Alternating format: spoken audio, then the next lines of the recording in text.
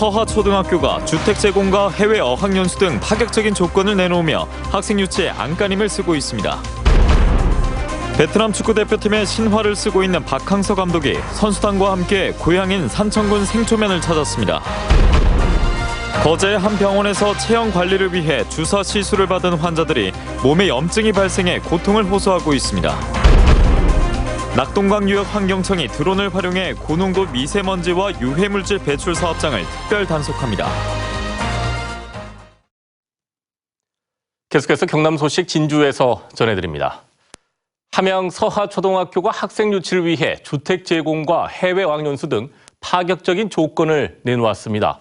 주민들이 학교와 지역 공동체를 살리려고 자발적으로 나선 건데 시골 학교를 지키기 위해 안간힘을 쓰고 있습니다. 신동식 기자입니다.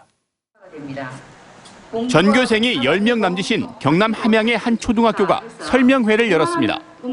이름은 학생 모심 전국 설명회. 전하고는 학생 가족에게 연 관리비 200만 원만 내면 살 수 있는 셋집을 제공하고 학부모에게는 일자리를 알선해 주겠다는 내용이 발표됐습니다. 학생들은 특성화 교육을 받으며 전교생이 매년 해외로 어학연수를 가고 장학금도 받게 됩니다. 시골에서 좀 자유롭게 그런 뛰놀면서 받을 수 있는 교육, 이런 부분이 강점인 것 같습니다. 그래서 와이프랑 많이 고민하고 있는. 학교와 지역 주민들은 학생 모심 위원회를 꾸리고 초기 자금 1억 원을 조성해 학교 살리기에 노력할 계획입니다. 우리 아이들이 지금 현재보다 조금 더 선후배가 좀 더 있어가지고 같이 함께 어울리면서 이 좋은 교육 환경을 같이 나누고 그러면서 꿈을 키워나가고. 함양 서하초등학교의 학생 수는 현재 14명, 6학년 4명이 졸업하면 학교에는 10명의 학생만 남게 됩니다. 학교가 당장 폐교, 통합되는 건 아니지만 전하고는 학생들이 없으면 2개 학년이 합쳐 수업할 수도 있고 분교로 바뀔 수도 있어 위기감은 큽니다. 친구는 여기 3명 있는데 남자가 저 혼자뿐이라서 4학년에 남자 한 명 더 왔으면 좋겠어요. 전남 화순군에서도 최근 전학생 가족에게 새 집을 지어준다는 초등학교가 등장해 입학 문의가 폭주하기도 했습니다. 일각에서 지속적으로 가능한 사업인지 우려의 목소리도 나오는 가운데 폐교를 막기 위한 시골 학교의 안간힘은 계속되고 있습니다. MBC 뉴스 신동식입니다. 박항서 베트남 남자 축구 국가대표팀 감독이 오늘 고향 산청을 방문했습니다. 박 감독의 고향길에는 23세 이하 베트남 축구 국가대표팀도 함께했습니다. 이준석 기자입니다. 박항서 감독이 고향 마을을 찾았습니다. 태어나고 초등학교와 중학교를 다니며 축구 선수의 꿈을 키웠던 곳 산청군 생초면입니다. 완전 동심의 세계로 돌아가는 곳이죠, 제 고향은. 그래서 항상 기분이 좋습니다. 예. 다음 달 도쿄올림픽 최종 예선에 나서는 23세 이하 베트남 축구 국가대표팀도 감독의 고향길에 동행했습니다.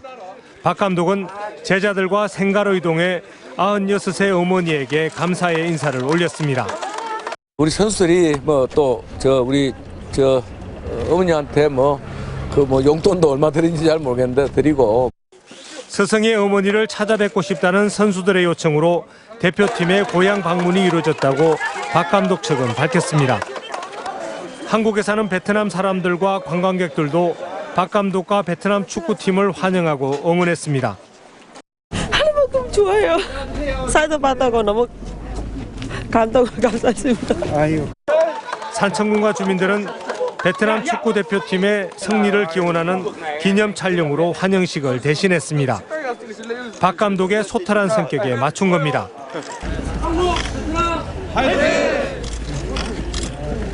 지난 14일 입국한 박항서 감독과 베트남 선수단은 이번 주 일요일 8박 9일간의 통영 전지훈련을 마치고 출국할 예정입니다.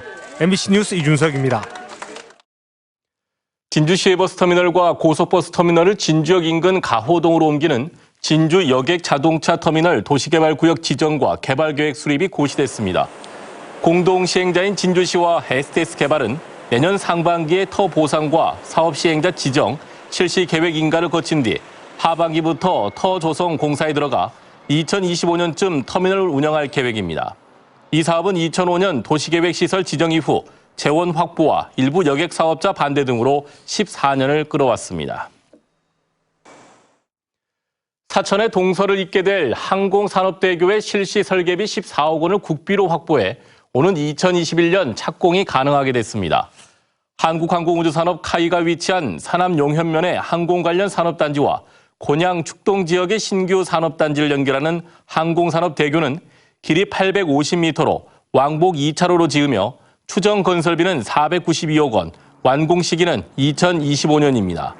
이 사업은 역대 사천시장들이 제2사천대교, 중방대교 등으로 이름을 달리하며 추진해왔지만 수요 타당성과 사업비 문제로 난항을 겪어왔습니다. 거제 한 여성병원에서 체형 관리를 위해 주사 시술을 받은 환자들 몸에 염증이 발생해 고통을 호소하고 있습니다. 지금까지 확인된 환자만 20명이 넘는데 해당 병원은 지금도 영업을 하고 있습니다. 보도에 부정석 기자입니다. 30대 여성인 A씨. 10월 초 체형 관리를 위해 거제 한 여성병원에서 카복시와 메조테라피 시술을 받았습니다. 지방을 제거하기 위해 이산화탄소 등을 주사로 주입하는 시술인데 주사를 맞고 일주일 만에 몸에 이상이 생겼습니다. 한 일주일 뒤부터 몸무게가 이렇게 좀 졌어요. 이 부분이 색깔이 원래는 아니면 멍 색깔이었는데 점점 이렇게 색깔이 변하고 너무 아파가지고 A씨는 해당 병원을 찾아 문의했지만 항생제 처방과 함께 환자 개인 문제라는 답변만 들었습니다. 면역력이 더 떨어져서 이런 경우가 생기는 경우가 있는데 자기들은 이런 케이스는 처음 본다라고 얘기를 했었어요. 증상이 심해져 대형 병원을 찾았는데 피부 농양, 염증이라며 절개 수술을 받았습니다. 2달이 지난 지금도 고통은 계속되고 있습니다. 지난 10월부터 최근까지 같은 병원에서 주사 시술을 받은 다른 20여 명의 여성들도 A씨와 같은 피해를 호소하고 있습니다. 더 생기고 있는 것도 겁이 나고 이게 세계가 끝이 아닐 수 있다는 거. 다른 몸 상태 다른 데 또 다른 질병이 또 생길까 봐. 거제보건소는 지난달 해당 병원에 직접 점검을 나가 시술 현장에 의사가 없는 것을 적발하고 병원을 의료법 위반 혐의로 형사고발했습니다. 하지만 병원 측은 아직 경찰 수사가 진행되지 않았다며 지금도 영업을 하고 있습니다. 아직 조사가 시작도 안 됐거든요. 그래서 조사가 끝나고 난 뒤에 저희 입장을 밝히든지 그렇게 하고 있습니다. 정확한 원인도 밝혀지지 않은 채 주사 시술 이후 고통을 호소하는 피해자가 계속 늘어나고 있습니다. MBC 뉴스 부정석입니다. 드론이 우리 생활의 일상이 된 지는 오래됐는데요. 최근에는 미세먼지와 같은 유해 물질 배출 단속 현장에도 활용돼 단속의 효율성을 높이고 있습니다. 이재경 기자입니다. 공장이 밀집된 농공단지 위로 드론이 비행에 나섭니다. 한참을 비행하던 드론이 한 공장 굴뚝에 머물러 대기를 채집합니다. 이렇게 채집된 대기는 이동용 측정 차량으로 보내지고 차량에서는 벤젠이나 톨루엔 등 17가지의 오염 물질을 분석합니다. 드론에는 측정 센서와 카메라가 장착돼 미세먼지와 이산화질소 등 7가지 유해 물질 수치를 지상에서 실시간으로 확인할 수 있습니다. 차량과 드론을 이용해서 거기 범위를 좁혀줍니다. 그런 다음에 그 의심 사업장에 감시단이 들어가서 확인하게 되겠습니다. 지금까지는 일일이 사업장을 찾아가 단속하다 보니 효율성이 떨어졌습니다. 경남 지역의 대기 배출가스 사업장은 5,400여 곳. 지난 3년 동안 단속한 사업장은 한 해 200여 곳에 못 미치는 583곳에 불과합니다. 이제는 첨단 장비의 투입으로 단속 시간이 줄어들고 암행 단속이 가능해지는 등 효율적인 단속이 가능할 것으로 보입니다. 사업장 밀집 지역이나 현장 접근이 어려운 시설 등의 고농도 대기 오염원을 추적해서 지도 점검에 사각지대를 해소할 수 있을 것으로 기대됩니다. 낙동강유역환경청은 드론 등 첨단 장비를 활용해 고농도 미세먼지 발생에 대비한 특별 단속을 내년 3월까지 실시하기로 했습니다. MBC 뉴스 이재경입니다.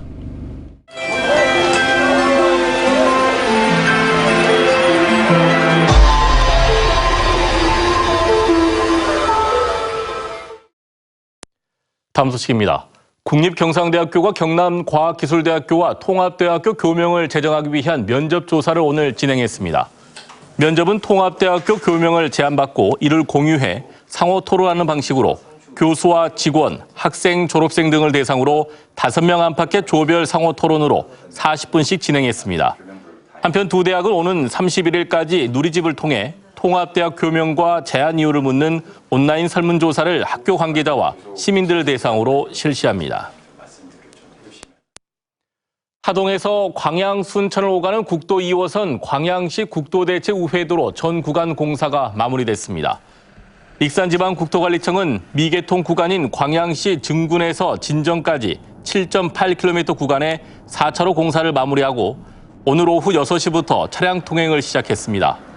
이에 따라 하동에서 순천까지 국도 통행 시간은 기존 64분에서 24분으로 40분 줄었습니다. 사천의 한 군납업자로부터 뒷돈을 받고 경찰에 수사 정보를 유출한 혐의를 받고 있는 전 사천경찰서장 53살 최모 씨에 대한 구속영장이 기각됐습니다.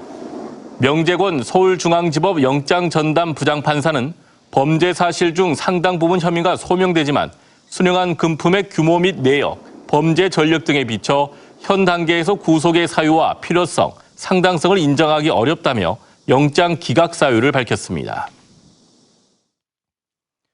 진주 혁신도시 이전 기관인 한국산업기술시험원 KTL이 스웨덴과 핀란드 등 해양 선진국에 의존하고 있는 선박용 세정수 처리 시스템의 설계와 제작 기술을 개발했습니다. 이 기술은 배기가스의 황성분을 액체화해 해상 운송에서 발생하는 오염물질을 줄이는 기술로 그동안 기업들은 고가로 해외 시스템을 설치하고 유지와 보수에도 큰 금액을 들여왔습니다. 국제해사기구 IMO는 내년부터 선박 연료유의 황 함유량을 상한선을 3.5%에서 0.5%로 크게 강화하는 규제를 발효합니다. 경상남도 선거관리위원회는 거창구치소 이전을 주장하는 지역 주민이 제기한 거창구치소 주민투표 무효 소청을 최근 기각했습니다. 선관위는 결정문을 통해 소청인이 주장하는 주민투표 과정상 위법 행위가 있었음을 인정할 객관적 증거가 부족하다고 밝혔습니다. 지난 10월 16일 치러진 거창구치소 주민투표 결과는 현재 장소 추진 64.75%, 이전 찬성 35.25%였습니다. 남해군 의회가 2020년도 남해군 예산을 5,466억 원으로 확정했습니다. 세부 예산은 사회복지 1,022억 원, 공공행정 959억 원 등으로 사회복지, 공공행정, 환경, 농림해양수산, 문화관광 분야를 중심으로 편성했습니다. 지금까지 진주였습니다. 고맙습니다.